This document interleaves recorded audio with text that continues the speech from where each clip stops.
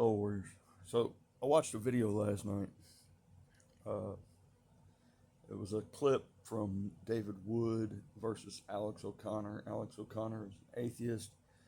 Uh, David Wood actually spends most of his time uh, confronting the Muslim religion and some of the stuff behind it. But what I wanted to point out, a couple of things that are kind of interesting in this little clip that I watched. So Alex O'Connor is an atheist, and he's going to the Hebrews trying to show some sort of disparity between a couple of points of view. Um, and he points out Hebrews chapter 1, verses 1 and part of 2. And I'm going to show you why you don't want to stop in the middle of a verse for sure. So, Hebrews chapter 1. Long ago, at many times and in many ways, God spoke to our fathers by the prophets, but in these last days, he spoke to us by his Son. And that's where he stopped, right? And so he tried to say that, so basically the Son wasn't speaking in the Old Testament, basically, is what he was trying to say, which is not true, right?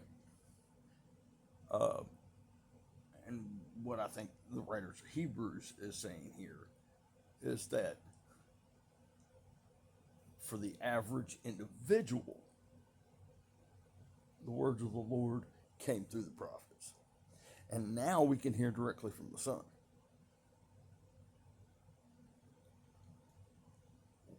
Once that sacrifice was made on the cross. Right? That's what he's actually trying to say. But that's not the way Alex O'Connor was interpreted. And God Logic, if you haven't checked out his videos and stuff, he's extremely good. David Wood is extremely good too. Well versed both in the Bible and the Quran. But God Logic is as well. But God Logic just has a different approach that I really appreciate, and he doesn't get flustered either, which is extremely impressive. So, but what I want to point out is he stops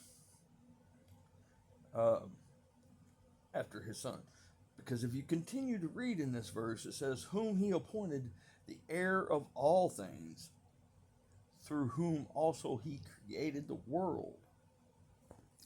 So,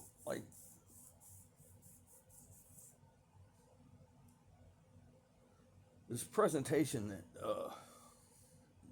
Jesus was not seen as God until like the 3rd century or 5th century or something like that is insane. Okay? For some reason, they make some sort of determination, or like one of the main concepts of God is that he created us. Okay? The creator. But this makes a same thing with First John, or John, not First John, John, the Gospel of John, and the first book of the Gospel of John.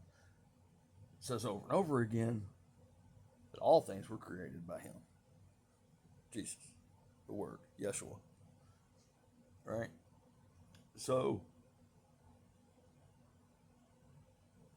if everyone is claiming creation was by Christ or the Word, where do you make your delineation if God is not our creator?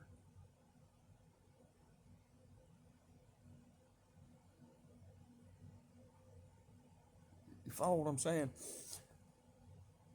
How can you make the delineation that he created all things, created us in particular, and is not our God?